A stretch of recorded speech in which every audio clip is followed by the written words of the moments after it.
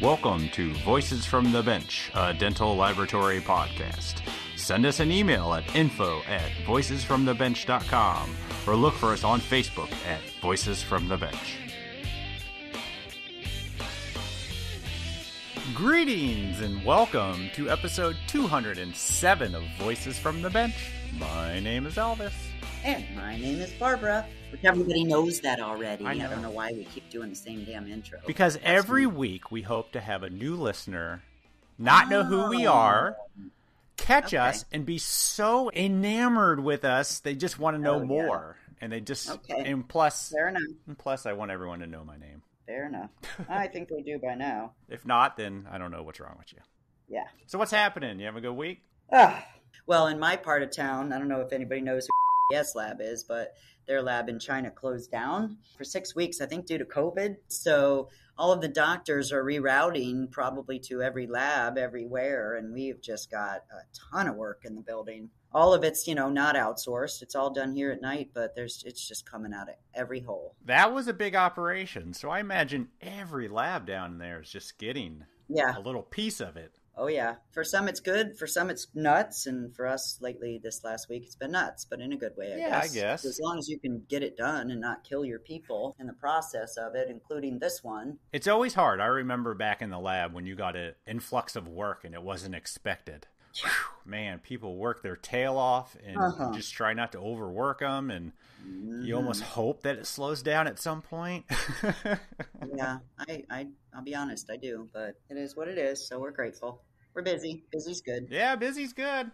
What's up with you? You going to Florida? You coming to my end of the country, I should say? I am actually headed down to Florida this week. I'm pretty excited because as I look out my window here in Indiana, there is snow on the ground. Well, it's going to be freaking 30. What? I don't even know. I've never known a March. Tomorrow. It's coming in, rolling in. It's going to be in the 30s. It's crazy. And then it was 85 last weekend, close to 90. So hopefully this is our last cold front. But it'll be gone by the time you get here. I was going to say, when I show up, I'm going to need at least 70-degree weather. Oh, yeah, you'll get it. Trust nice. me. It only lasts for a day, and then it's gone, and then it'll be spring. Nice. But unfortunately, Florida's too big. I was going to try to actually come by and visit you, but I can't get out there in a week. Well, my good friend Heather Voss and Rachel are coming to see me so on St. Patty's Day. And my kickball team won our first playoff game. So we've got a game next Thursday, which is St. Patty's Day. So I'm going to wear green in my hair. Yay. I'm trying to come up with some sort of kickball reference, but I got nothing. So kickballs for all of you out there that know my stick. Congratulations. I don't think I've played kickball since I was probably 8 years old, but I think it's fantastic that a bunch of you old farts are out there. And we came back and won in the last inning. Oh, yeah. To get excited about kickball. Yeah, I have no life. Yeah, well, you know what? Neither do I, apparently. Whatever works Whatever for you, works. you know? So what's happening this week? We're going to keep talking about this until either A, everyone goes to this event, or B, they tell me that they've filled the capacity and we can stop talking about it. But on April 1st and the 2nd, in Texas is one of the greatest state-run dental laboratory conferences of the year, happening at the Marriott Hotel near the DFW airport, so it's real easy to fly in and get to the show. This great event combines dental labs and a whole ortho lab conference in one. So I find it interesting. If you're a lab looking to get into ortho, this is a great show to attend and maybe learn a few things about that side of our industry. Awesome. But it's also just an amazing get-together with some of the nicest technicians in the country. I mean, I tell you, Texans are just nice people. So are Floridians. So are all technicians, let's be honest. But Texas, they seem really nice. It's very welcoming at their show. I do agree. So many past guests are actually speaking there. You got Peter Peasy, Jason Stubbs, Tim Torbenson, Paul Cascone, Matthew Douglas, Gene Peterson, and Patrick Strovinosh. Oh, we're going to screw that up. Yeah, I did. No worries. And then, of course, I will also be speaking, me, Elvis Dahl. I'm doing a program that I'm calling A Couple of Studs at a Bar. Nice. Yeah, you like that? Yeah. I will be talking about stud and bar attachments for pre. So head over to dlat.org to register And come find Barb and I at the Preet booth all weekend recording some Texas-sized lab stories. I'm excited. I am too. It's been too long since we've been there. Yipper. Yipper. Yeehaw. Yeah. Sorry. Go with it. It's Friday. I did. So this week we talked to a gentleman that has a great journey in dental technology. Dennis? Here we go. Kalashnick. No, I actually got it right during the interview. Good. Yeah, but I probably messed it up now. Rare. Dennis Kalashnick started on the clinical side and soon found himself liking the laboratory work a little better. After purchasing an old removable lab, he and his brothers found themselves with a lab. Huh. Eventually going to work for another lab, Dennis kind of lost his passion and almost got out of the industry. But getting a job at an in-office lab that does a lot of implant work, Dennis relit his passion and is now owning a new lab that specializes in full arch implant cases. Like I said, it's a great journey. So join us as we chat with Dennis Kalashnick. Dennis K. And now a special message from our good friend Norbert Ulmer from Grow 3X. If you want to save and also grow, Grow 3X is where you should go. Resins to print night guards for high impact and flex. Look no further because we have them at Grow 3X. Burrs for your mills, zirconia for your crowns. With Grow 3X, you will be the hottest lab in town. And last but not least, if you seriously want to grow, at Grow 3X aligners, and your doctors will say, wow! Be sure to check out all Grow 3X has to offer at grow3x.com. That's GRO3X.com. And as always, we appreciate your support of the podcast. Thank you. Is your lab in a position to take on new customers? Do you have the capacity to service more doctors? America Smiles has helped hundreds of labs across the country to acquire new dental accounts. They're the biggest name in dental laboratory marketing. Don't waste time mailing and calling hundreds of doctors just to see poor results and hear overwhelming rejection. Let America Smiles do all the heavy lifting for you. For just $195 a month, the America Smiles One Voice program will help you skip to the front of the line. They'll prospect your local or target area, produce your creative marketing, and do all the cold calling to leave you with extremely qualified appointments guaranteed to help you find your ideal clients and grow your business. Visit americasmiles.net One Voice. That's americasmiles.net/one-voice to learn more about how you can increase your lab's bottom line. Use the promo code Voices from the Bench, all one word, during checkout to qualify for a month-to-month agreement, enabling you the freedom to cancel the marketing service anytime. If you'd like to speak to an agent who can answer your questions about a time-tested, completely done-for-you approach to marketing, please give them a call at 708-279-9031. Join America Smiles One Voice today. Getting new dentists to try your lab has never been easier. And we appreciate your support of the podcast, America Smiles.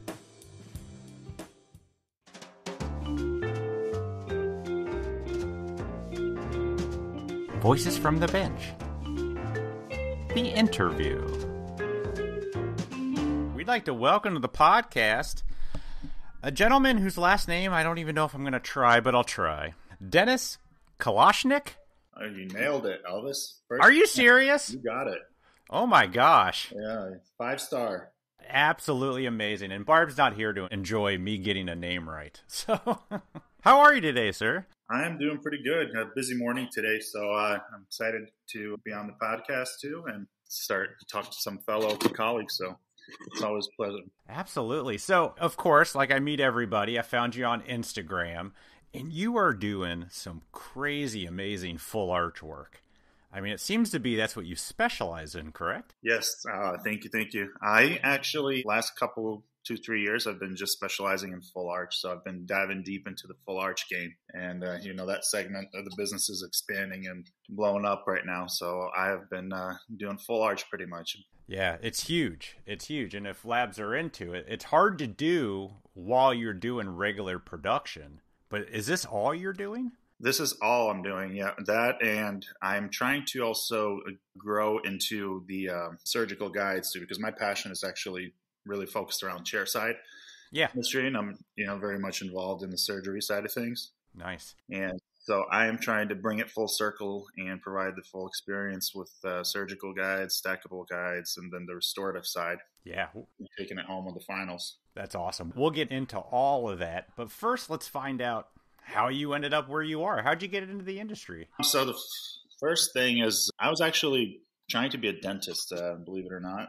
Yeah. That was my plan A. And I remember, career day in school and stuff like that. That was just something I was always interested in. And then I went to school. I went to college. But unfortunately, I wasn't very, academically gifted or hard enough of a student. There's a lot of big words in dentistry. I didn't get, really good marks. I kind of made it, but not competitive enough to get into a good school and all that. And between all that, I got, married and life happened and all that. So sure, it was hard to just juggle school, work, and, personal life and all that. And I came across, when I was going into dental school, I was trying to apply to that. I came across a job where I was trying to kind of shadow a dentist and learn a little bit more about the field. And then I got a job and I actually became a dental assistant for a couple of years. I had a pretty cool assisting experience and all that. I worked in a couple offices, even worked in a correctional facility at one point doing, emergency extractions and work like that, which was pretty cool. And I just kind of, that passion grew a little bit more for dentistry. In prisons and stuff? Yeah. That was actually my first gig, was like a part-time gig working in prisons and stuff, helping. How was that? Was that a little, I think all prisons are like TV, so. Yeah, you had to do like a class about, get your security clearance, what is contraband, not to bring in shanks into the prison and stuff like that. Yeah, you have to take your shoelaces off. And I don't remember about shoelaces, but there was a little bit of class that you had to do in security and things for everybody's safety. But yeah, I did that. That was actually pretty fun. Some pretty cool guys in prison, unfortunately. Yeah. But you ever had those overly tattooed people that were scared of like needles and stuff? Yeah, you had some big guys that, you get those big tough guys, but when they see a needle, they squirm a little bit. And the funniest thing was actually seeing a high school bully of mine. Oh, really?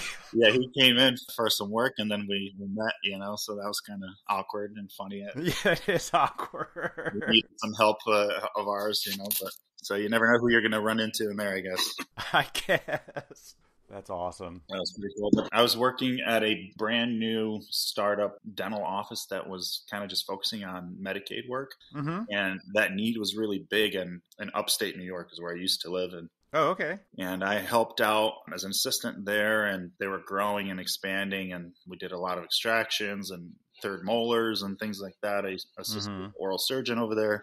It was quite an operation, and I got to learn a lot in that space there because they started opening up their own dental laboratory just because they had so much removable work that they were doing. So it just made sense at that point. And they brought on a technician. He was from overseas, but very experienced guy. And I was kind of just shadowing him, pouring up models, helping out where I could. So that was just kind of became intriguing for me, just the lab work too.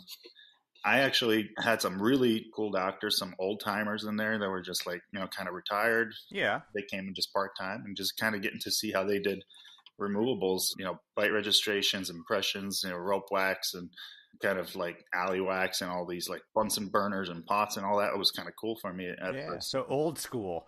Old school. You had some older guys. That was pretty cool. Just popsicle sticks, marking midlines and getting a bite and all that. So that was nice.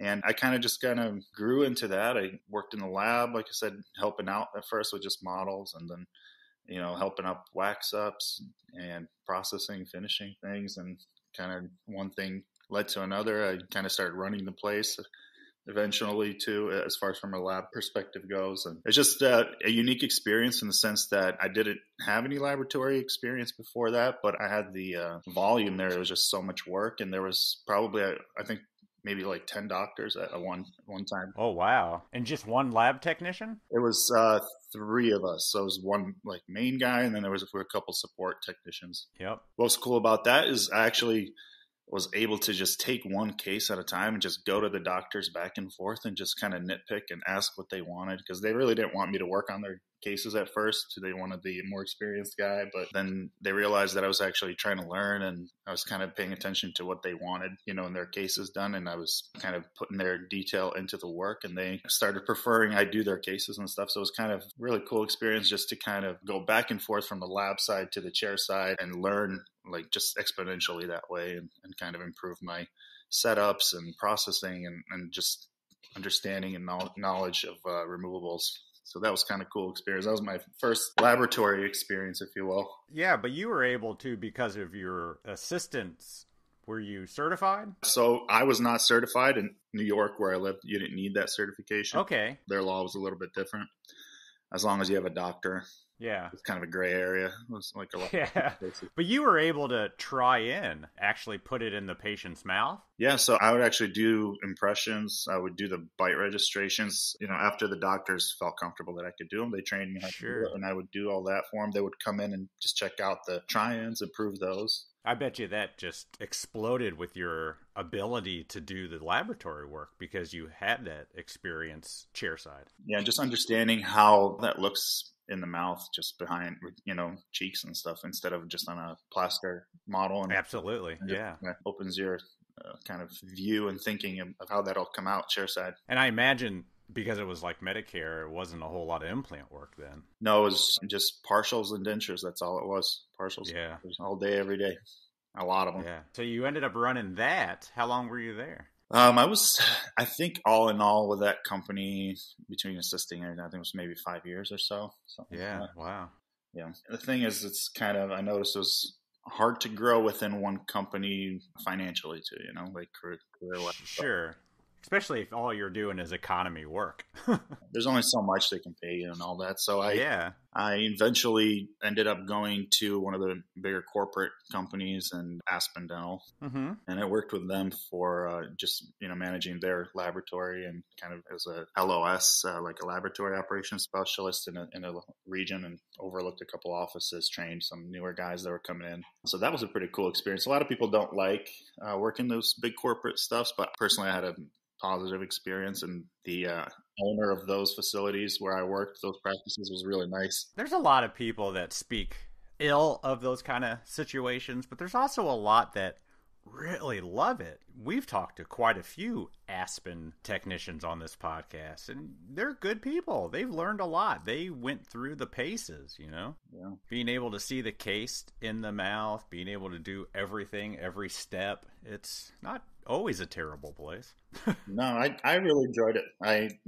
As far as like a job goes, good benefits and all that sort of thing. So my experience was positive. I had a great team that I worked with, and the only downer on that is that I had to travel a lot. Yeah, you were a regional You didn't just stay in one office. At that point, I was married and kids were coming and all that, so I wanted to be home a little bit more than I was. Mm-hmm. And then actually what happened was an opportunity popped up for me to buy a lab that a gentleman was retiring, getting close to retirement. Yeah. I found out, who the local labs were in the town I was living at, and I was just kind of met them, and I was kind of persistent to this one guy and checking in, and when he'd be ready to retire, to just give me a holler and just kind of stop by every couple months or so, just say hello. Sure. Where he's at, and kind of hit it off, kind of became friends a little bit, and he actually kind of gave me a sweet deal and everything and hooked me up.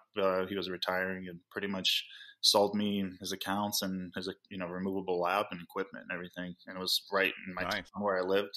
So that was pretty awesome because I kind of quit my job and hit the road running. Really, I had accounts and everything. So when was this? So this was I think 2012 or 13, like right. Okay, so it was a fully stocked, ready to go removable lab. Yep. And nice. It was like a husband-wife operation. They worked together. Mm-hmm. They were both retiring. They retired, and it was kind of unfortunate, actually. That guy worked day and night in that place. I mean, he invested so much time in there, and he loved what he did, but he kind of held off on taking vacations and things like that, and just worked hard, and kind of, he's a heavy smoker, and the place when you go in there, the walls are like black from smoking. Oh, gross, yeah. It's just like, you couldn't tell what was the, wax pot burning, making smoke, or if it was him smoking. The whole place was just like a cloud of smoke.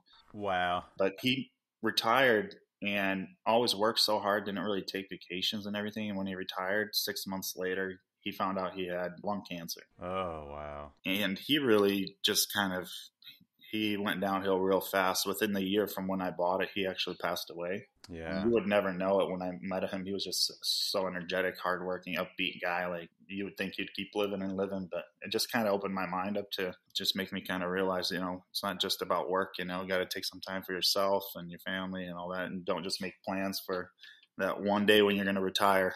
No, I totally hear you. We tend to forget that. Got to enjoy the journey. It's not the destination only. Absolutely. So after you got done scrubbing the place down. Yeah, repainting everything. It was a rental, like where they were at. It was like a lease or whatever. Yeah. So I still repainted it, try to clean it up a little bit, but there's only so much I could do. Sure. But I actually, after that, I bought my own building and we moved into that. It was like downtown little building. Got a great deal. So that guy that I originally worked for, the big Medicaid practice. Yeah. He hooked me up. Like, we still had a great relationship down the road. We left on good terms, and, we're kind of pretty good buddies. We kind of connected afterwards. And sure. Yeah. He sold me one of his buildings, like, for a great deal. Nice. So I moved my laboratory into there, and then we had really painted our own place, renovated it and made it kind of like a home. It was a nice little office space that we had, and that was kind of exciting to just have your own business and your own place and all that. And absolutely. Are you still by yourself at this point? No, when I actually bought the dental laboratory, So what happened is I have 3 brothers. Okay. And I'm the oldest, so kind of at one point I brought each one of them into the dental space. So okay. By one, like, they became assistants, and then they became technicians too. Nice. That was kind of a big blessing in my life in a way. When I bought the dental laboratory, I had somebody who I could hire and trust and who I worked with before who could help me. Yeah. And it was kind of became like a family affair a little bit. I had 2 of my brothers started working with me right away. So there was a total of 3 of us. And my wife would come in and part-time and kind of help make bite blocks, pour up some models and stuff like that until she got pregnant and had kids. But in the beginning, she was helping out. So there's like 3 to 4 of us at a time sometimes in the place. So big family affair going on. And then the baby brother came in. He was helping out too. We kind of just he was a delivery driver at first, and then he started doing some more bench work. And so everybody in my family at one point worked in the lab with me too. So that was kind of cool, and I really enjoyed that. They helped me really start up, which was kind of cool. Like, when I bought that place, I was young. I was like 24, 25 years old. When you bought that lab, you were that young? Yeah. Wow. Yeah. So I barely scraped up my nickels and dimes to buy the place. And the owner partially gave me a great seller financing deal with no interest for 12 months. So he hooked me up, and my brothers hooked me up. They helped me out. Like, the first month, they really kind of just worked for me. And they told me, hey, man, when you have money to pay back, you get your accounts receivables coming in, then just pay us for that first month when you can, Wow. And that was just like, nobody else will do that for you. No. Your family, they'll bend over backwards a little bit further than some other people will at some point. So I was fortunate to have that team. Very fortunate. And it cost me something too, to train them a little bit too. And we had fun days, and then we had days where it was kind of the newness of owning your own place, being an owner at first, a manager, and then wearing a different hats to be a friend to your family and a boss and a manager and all that. It was just kind of juggling that, and it took a little bit of a learning experience. And I was still kind of a little bit immature at that point, but unfortunately, what happened was we kind of outgrew the business a little bit because there was just only so much money that business was bringing in. It was a small market that we were in, mostly removables that we were doing, and a lot of Medicaid work and things like that. So we were kind of bleeding that cow dry, if you know what I mean. I was like the owner at that point, and then my family wanted to kind of grow with me together. And I didn't know how to incentivize them to keep them along long term. I didn't understand, maybe selling them shares of the business or how to make that to keep it attractive for them. Yeah. So they all went kind of their own ways eventually, one by one. did their own thing. And then I realized I hired my first non-family employee. That was a little bit different. I'm like, I was actually pretty cool. Like I had a first time a non-family. I'm like, he's just like, you ask him to do something, he's yes sir, no sir sort of thing. And yeah, I was like, this is different for a change.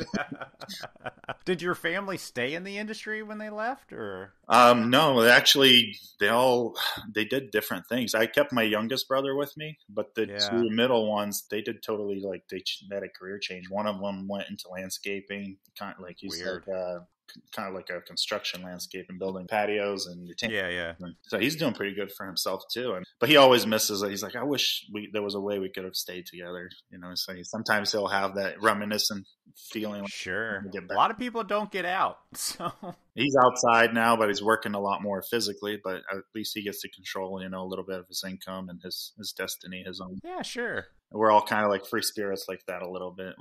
We want to work hard, but we don't want to be throttled where I come, you know. Yeah, no, for sure. That was cool. And then the other brother, he went into like stocks and stuff like that. So he became a day trader and things like that. So that's boring. He's still doing that. Yeah. He's doing pretty good for himself too. So. I bet. Okay. So you got your first non-family employee. Yeah. This guy, he's like the best employee anybody could ever ask for. Hardworking, awesome attitude. Like nice. He was a foreigner young guy, but he was just a super hardworking guy, and we got along so well. But the thing I realized after working with him, he was great and everything. But when my other brothers that weren't there anymore, I realized that I kind of missed working together. But the train had sailed a little bit. Yeah. And what we were doing wasn't the same anymore. And I kind of lost the passion a little bit there in the experiment. Yeah. I was kind of thinking to ditch the business altogether. Like it was paying pretty good money and everything, but really at that point, I was just owning a job and a bunch of headache at that point, you know? So I don't know if I need all this, you know? So I was thinking it's a lot of work if you're not passionate. Yeah. And I didn't know how to get to the next level. I got in this little rut where I was just doing dentures and partials, and not to look down on that, but for me, I just wanted to do something new or something different that I haven't been doing, and how to get into continuing education, how to juggle paying all the bills and, you know, the taxes and everything that are coming in, and how to create that budget. And that takes experience and skill and knowledge too. So I was learning all of that, but I wasn't able to really invest in myself and separate myself a little bit from the business to go somewhere to leave it and, you know, get some new education. And I couldn't find that separation because I was like in this hard spot a little bit where it was just enough to make, you know, pay all the bills, all the payroll and everything. But it's just like, can't really get away from it and go forward. Yeah. So I was like, man, this really sucks. You know, I'm kind of losing the passion a little bit because that does suck. I'm just like in the same place. I feel like there's no growth, you know. So, and the team is like, you know, it's not just about hanging out and everything, but it's like you miss the company too that you're with and all the crew. Absolutely. So I was thinking about it and contemplating. I'm like, man, I lived in New York for almost 30 years.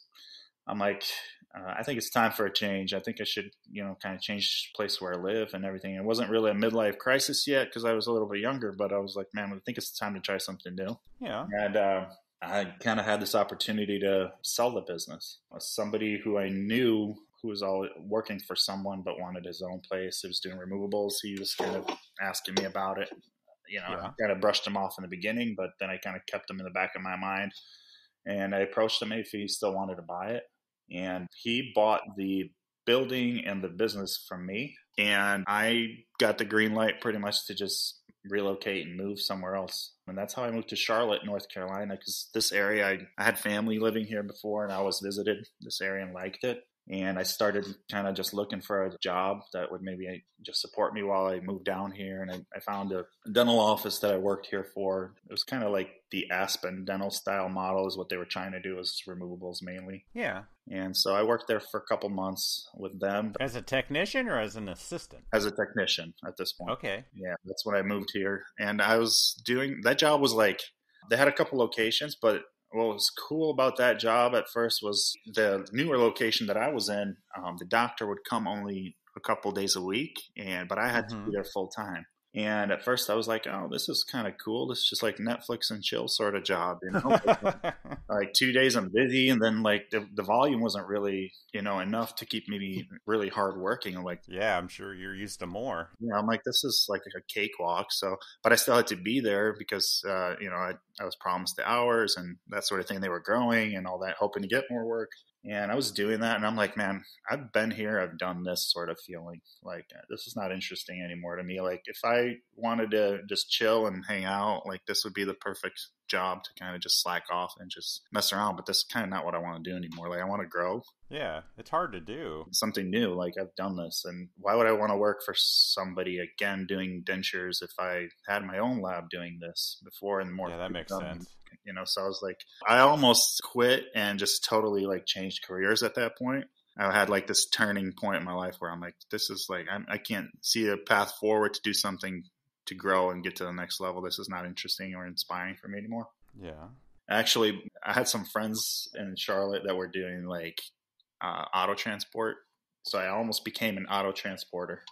I bought the truck and I bought the trailer, but I didn't start driving because I found an ad for a pretty cool office that did a lot of implant work. So wait a minute. You were going to get into moving cars? Yep. And you went as far as buying the truck and everything? Yep, I had the truck and trailer ready to go almost. Do you have your license? What is it? This was like CDL? A smaller, it wasn't like a big rig. It was like one of those dually trucks where they haul like 4 or 5 cars. Oh, okay. One I of get those. you. Yeah, okay.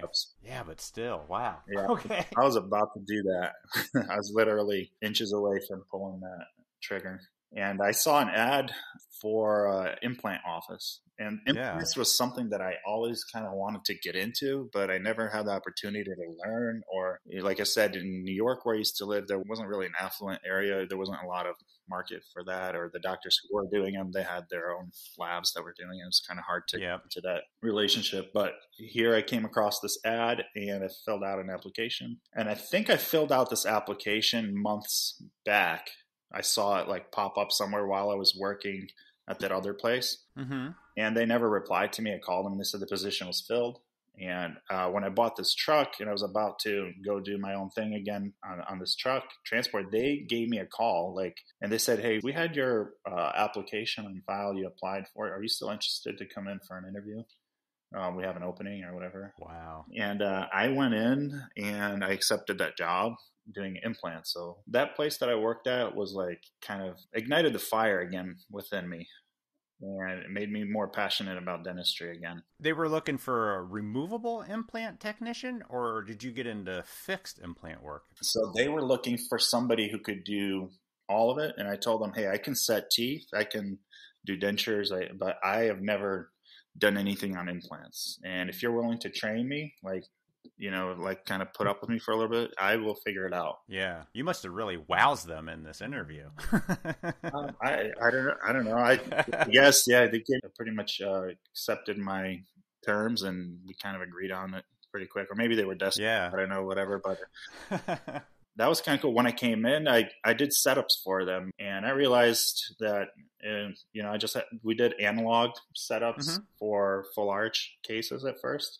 And then I realized it's not much different than a denture setup. Yeah, it's very similar. So sure, yeah. Different articulators at first, soft tissue models that I never, didn't have to do before, and parts and pieces that at first were kind of confusing. Different analogs, different titanium bases, abutments, and different heights of abutments, angulation. At first, it was like pretty overwhelming. I was like, oh, it is, yeah.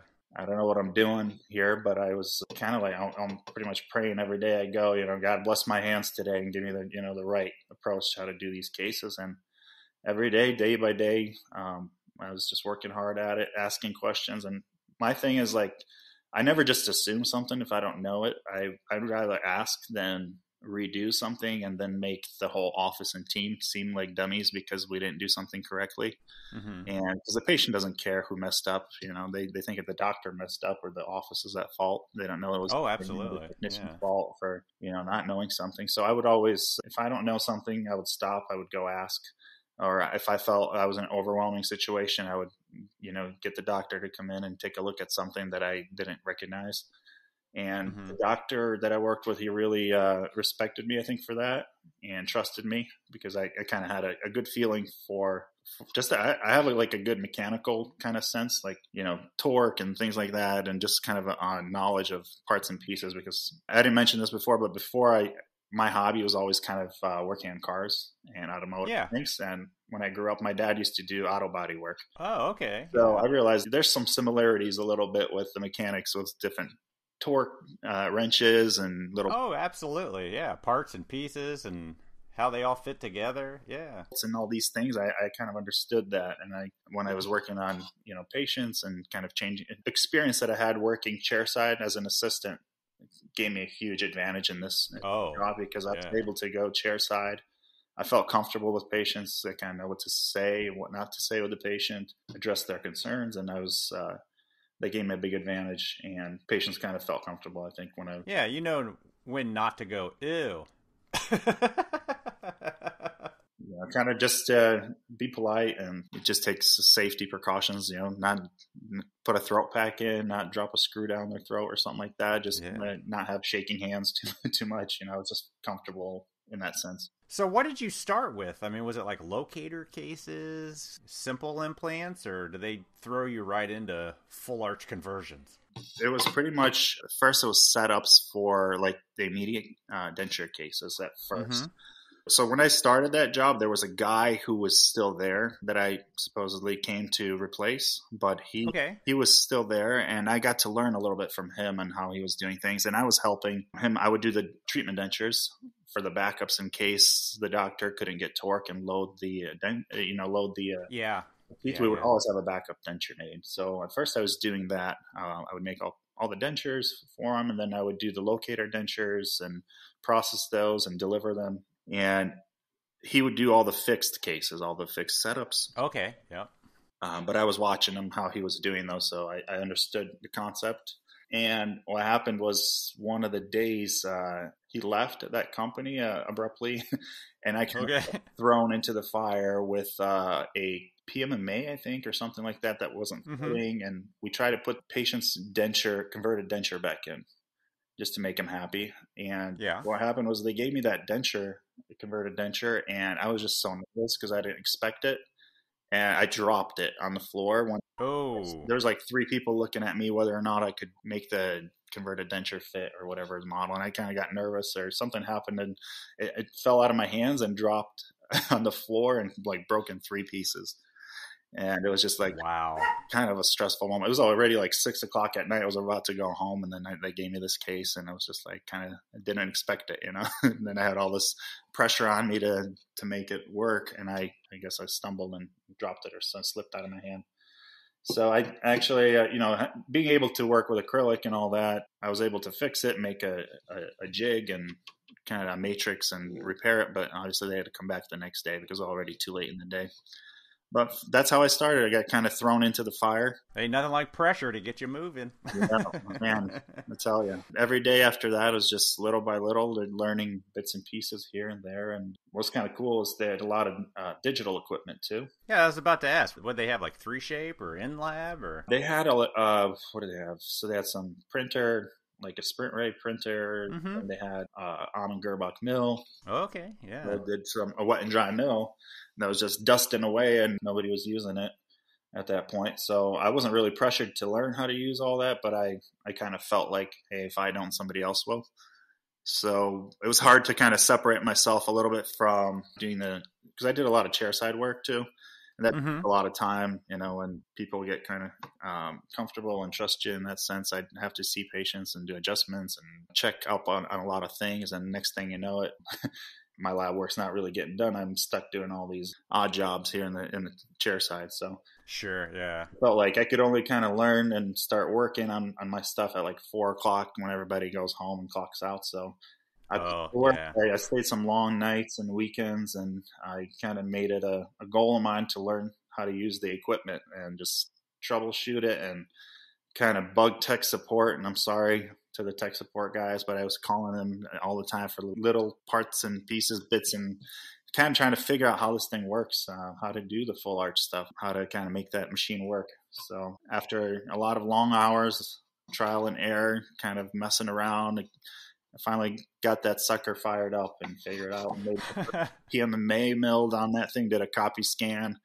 And that was an exciting moment. Just like that took like, I don't know, it was probably 6 months or so of just, nights and weekends here and there after doing my regular analog setups and relines and all that, just playing around and figuring it out and finally seeing something happen, come out of that machine for the first time that kind of looks like something that's going to work and be usable was just a super exciting feeling. I bet. How many PMMA pucks did you go through before you got it locked down? It wasn't that much. It was just like the software was just like, I would, break a burr or something would happen where it wasn't nested right at first, or my sprues weren't made right, or I mill something and then I realized my tie bases aren't fitting or something funky going on, So, but it took maybe, I don't know, 10, 15. I was kind of conservative on milling. It wasn't the milling part. It was getting through the software part to allow you to mill is where I get that. Yeah. Hung up on that side. The milling, I had, a couple hiccups, but it was more on the design portion.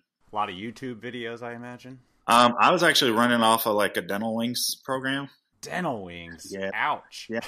You can scratch your ear one way and then you can scratch it the other way with your head over your hand. And it was, I was doing it the hard way. Yeah. But that's what I inherited. It was what I had. Sure, yeah. And I made it work, but it was just not a lot of support, I think, in the full arch space at first. Not with Dental Wings. Yeah. So that's why it was super frustrating and, and try to get some help, and you don't really have too much help when you're calling support and you're doing full arch every day, all day. And the support guys, they just saw them on training, and maybe had a couple of experience. So they weren't really much help.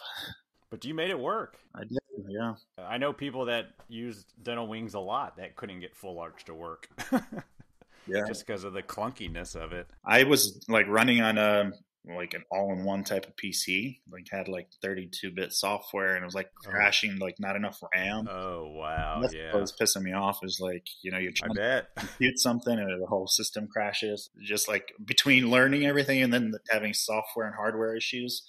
That was just like you wanted to throw that outside the window sometimes. But those were the hurdles I had to go through. But we got through them. We figured we upgraded the computers. We figured out the workarounds in the software, the holes in the software, how to make it work. And we got it to fire up. So that was pretty cool. Like I said, the one when that came out, that was like exciting. I mean, that wasn't my business. I didn't work there, but I had that mindset of like, treating it like my business. I would come in after hours. I would come in at night on the weekend when the mill was running at first, and just to make sure that went through, make sure that worked, and just see what it came out. For me, that was exciting at first. It was just like, it was not even about the job. It was just, just kind of to see what did I produce? What did it actually work or not finally, Well, that's what you wanted. You wanted to improve yourself, to improve your skills. Yeah. And it sounds like it brought back that passion that you were missing. Yeah. Where I worked, I had the doctor I worked with. He was part of his business was actually mentoring and training and teaching other doctors and stuff like that. And just that mentorship, like kind of learning the education side and kind of a different way of doing business was kind of opened up my eyes a little bit to a different way of doing business, like not just being an owner operator and just segment of education. That part of the industry was really cool, like an eye-opening experience for me too. That's awesome. So are you still there? No, actually, this is about, I think I'm a month and a half. I'm on my own now. I left. Yeah. I did my own thing. So I opened up my own business and I'm back at it, trying to do my own thing now, trying to do it a little bit differently than how I did it before. So I'm still very early in the stage. I got my own business name, so it's officially All on X Implant Studio. That's our new business, and I'm specializing in full arch restorations. I'll do anything on implant restorations, but I like to do full arch. So, and bridges, small bridges, single unit implant restorations, full arch, and that's the name of the game. So you still do single units on implants? Yes. Okay. So do you have a location, or is this all out of your house, or what's it look like? Right now I'm working out of my house. Yeah. I have a detached garage with a huge bonus room, which I have more space than I did at the office I worked at before. It's nice. It's bigger than my lab space there, and it's all available to myself. So I have the space and everything. Got the place kind of lab benches in, working little by little, networking, trying to get some work. And so step by step, I'm familiar with the journey because I've done it before, but it's a little bit different this way because I haven't bought an established laboratory. Absolutely. Yeah. This time building something from ground up. It's a little bit of different challenges and different things to do, but it's not as scary as, maybe never doing something like this before. I feel like if I've done the business side of things, I know what to expect and what I'm getting myself into a little bit. So obviously the first thing you did is went out and bought dental wings, right? We're not gonna talk about dental wings anymore. Yeah, if dental wings needs help promoting their software, I know how to use it. So what'd you do? How do you start this all on implant business? So the place that I worked at was kind of cool is that I was able to meet a lot of people through networking there. Sure. Because a lot of different doctors came through, and that's kind of exciting to meet different people in the industry. And I've got a connection, a small network. I'm just working that and meeting other doctors through reps and friends and colleagues in the field, and kind of letting word travel a little bit, doing a lot of, not a lot, but a couple of conversions here and there, helping out a couple labs in the area because some people are trying to get into this space but don't have the experience and the know-how. Oh, yeah. I have a lot of the chair side and surgical experience, and I am trying to kind of be that kind of middleman, as you will, to kind of...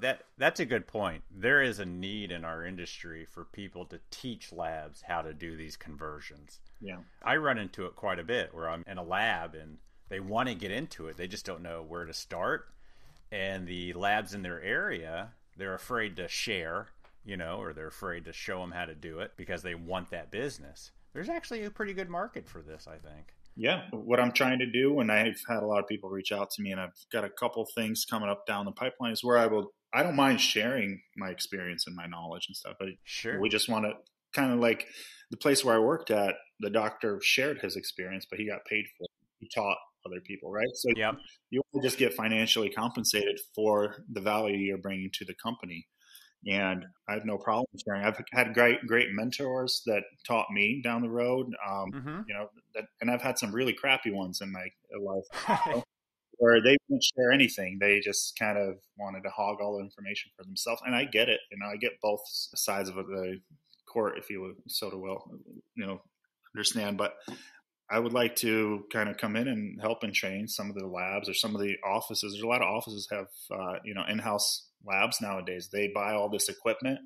Sales reps will kind of sell them their systems. But when they want to do, say, full arch, there's not a lot of support in that space. That is so true. Absolutely. You get biased opinions because they're selling you their pieces and their systems. But some offices have parts and pieces already, but how do you tie it in together? How do you make those systems communicate and work together? And at the end, we want to achieve the result that we want to. We want to get that restoration. And how do you make that work? And that's kind of where I have figured out and, had the experience with some of the equipment that I worked with is how to tie those pieces in together and how to produce full arch restorations, starting from intraoral scanning to digital setups to, PMMAs to printed try-ins to the final full arch. I did a lot of monolithic zirconia with layered porcelain, how to make all that kind of full circle.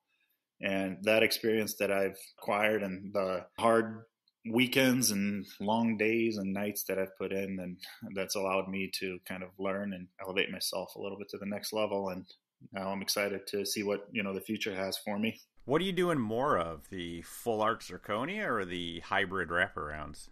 So I only do full arch zirconia. Really? Okay. And I'll do Pecton frameworks with individual crowns like Emax or zirconia crowns. Yeah. Wow. So I do those cases. Those are some high-end cases. Yeah, I don't do any acrylic with bars, or even though I know how to do those if I have a client that needs to do that. But most of the doctors I work with are wanting the more monolithic, it's less breakage and less, kind of pieces and parts of where they, have kind of a failure-prone area. So yeah, but when you do conversions, are you still doing an acrylic that's converted? Yeah, so I'll do a conventional denture. Yep. And do that. But I am also doing printed immediate temporaries off of. Okay. So I'm excited to do a new account that I'm working with is getting the pick system here. Oh, yeah. I'm going to be doing pick with, printed temporaries. So I've heard nothing but amazing things with those systems. Yeah, expensive to get into, but people who have used them and done them love it and say that they don't want to go back to the conversion days once they get that going. So that's actually a couple weeks out for me, and I am excited about that opportunity. And I'm going to be helping out an office to do that and learning together with the pick. So that's going to be cool for me to kind of elevate my game a little bit to the next level too. Yeah. When you set up your lab, is it mobile? I mean, you must spend a lot of time in offices. So I have a mobile conversion box that I will take with myself that has, my lathe, my handpiece, my adhesives and acrylics and impression material. So that's on a ready to go cart that's ready to travel with me when I get called out to some of these offices. So that makes it nice and easy. Some offices have a lab on site, but a lot of times I'll go to an oral surgery suite and they don't have a, designated labs. Sure. I'll have to bring my own. And they put you in the closet. Yeah. Literally. And I have, I know. Yeah. And so I have everything I need with me on a mobile cart that I'll take with myself. So what did you get for your lab in your house? Do you have full mill? So right now I have a printer and mill that I bought and sintering oven, porcelain oven. So you're good to go. Good to go. Yeah. And what's the plan? Eventually bringing on employees, or you think you're going to be doing it just solo for a while? I think I want to do it solo for a little bit. Or are you bringing all your brothers back? One of my brothers actually is doing similar to. So if I need help or he needs help, we'll help each other out. I'm sure if I get it, a little bit boggled down, bottlenecked, he'll come in and help me out too. So that's kind of nice that working together at one point has allowed us to have the experience, and we trust each other's work, and we can help each other out when it gets busy. But that is nice. Yeah, and I got little kiddos growing up too, so I'm teaching them how to load up the printer and reload them trays. So once they send those try-ins in and all that, so putting the kids to work too. Heck yeah. Yeah. That's the greatest labor you can get. Right. Everybody's got to earn their keep around here. So. Is your wife involved this time? So my wife is not going to be involved because she's actually, we are expecting a fourth baby. So. Holy schmoly, man. Yeah. She's going through all this morning sickness stuff right now. So I'm letting her relax and do her thing, I'm not involving her this time. I got it. Yeah, she sounds busy enough. Yeah, she's got 3 kids and a fourth one on the way, and she's actually doing homeschool with the older one, so she's busy. She's got stuff to do. Wow, that is a lot going on. So what's next for you other than the pick system?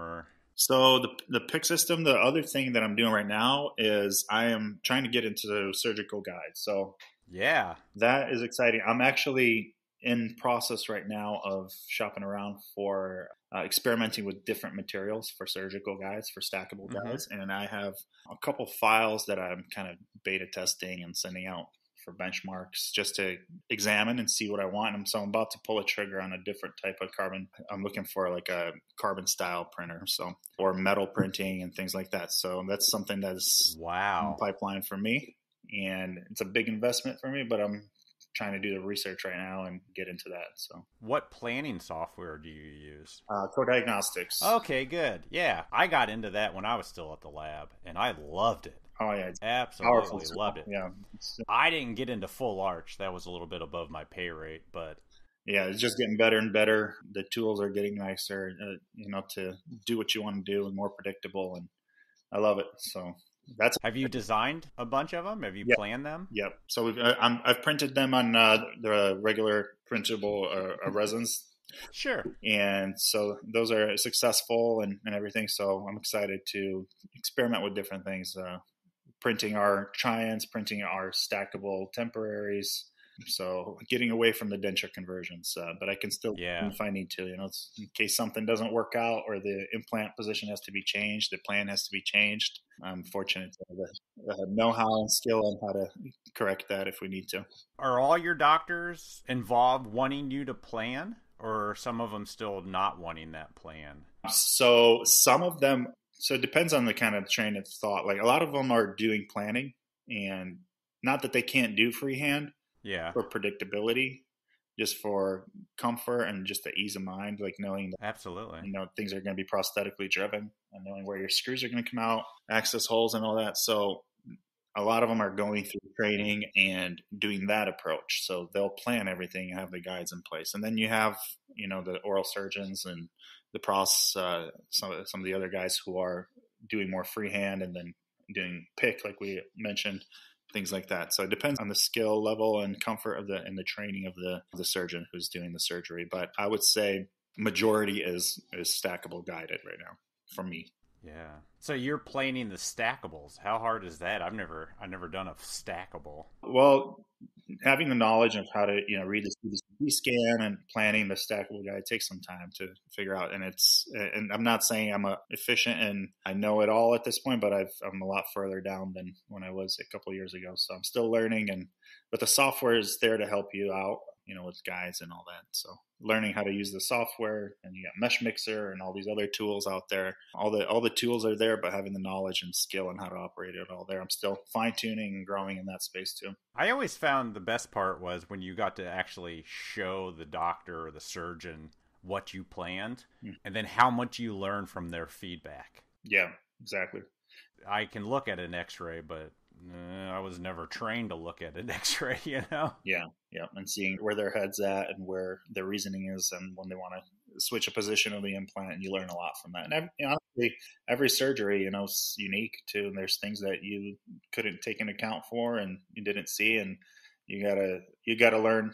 Every surgery, you learn something new. So you kind of get better with every surgery. It's just a numbers game, Some things are repetitive, you're going to see them, and other things you're going to kind of just learn with experience, just like anything else. Yeah. Well, that's amazing what you're doing right now. I mean, there's a huge need for it. And like I mentioned, I think there's a big need for someone to teach other labs. Yeah. And this is kind of just like a passion that kind of was reignited in me, that it allows me to kind of do best of both worlds for me, is kind of being chairside, seeing the surgeries, helping out there. And then another passion is mentoring and teaching and training. Mm-hmm. I enjoyed both of those things, and kind of the best of both worlds a little bit. And also still have that artistry and doing the finals and all the prosthetics at the end and restorative side. So I really enjoy what I do, and I'm passionate about what I do, and I love it. And it's nothing like, delivering that case to the patient, seeing them smile and thanking you, and those tears of joy, they kind of make it worthwhile. Yeah. A kind of a very rewarding profession to be in. Yeah. It's a big step for making Medicaid dentures. Yeah. That was a journey that I was on, and that was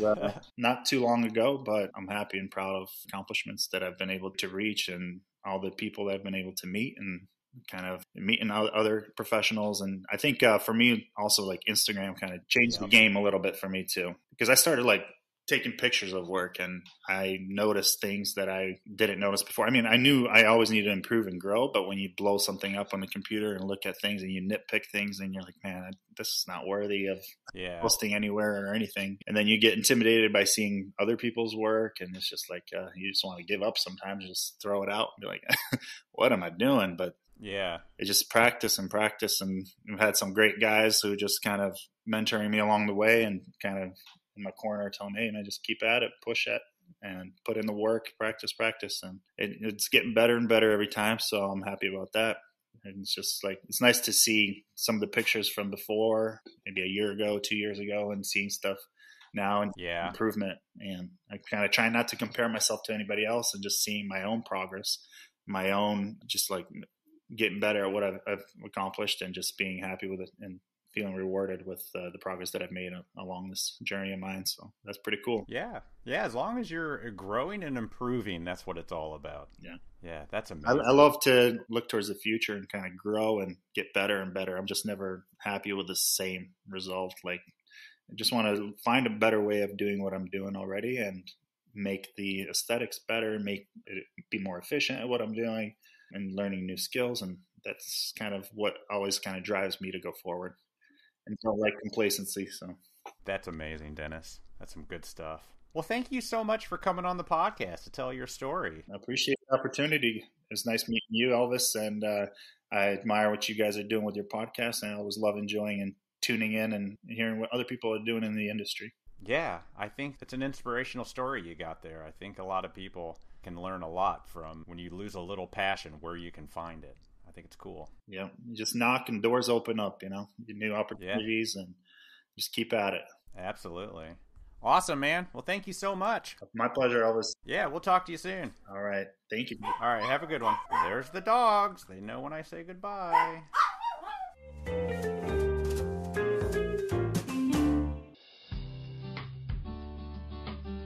Whitmix is super excited to announce the new Pro 4K large format 3D printer from Asiga. The open material printer for 385 nm and 405 nm resins features renowned Asiga reliability and super fast print mode for large batch printing of virtually all print resins. It's ideal for printing any kind of model, dentures, splints, surgical guides, impression trays, and more. As with other Asiga printers, the Pro 4K features the SPS, Smart Positioning System technology, which ensures that the build platform is in the correct position when forming each layer, providing repeatable accuracy and production continuity.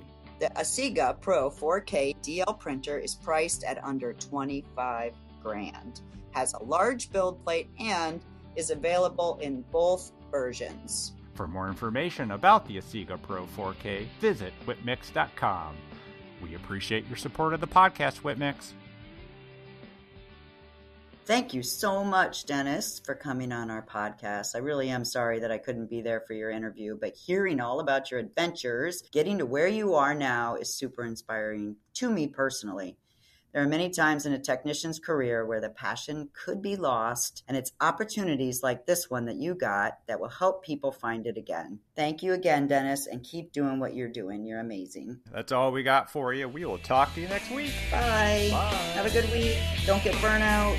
You can do it. Don't lose your passion.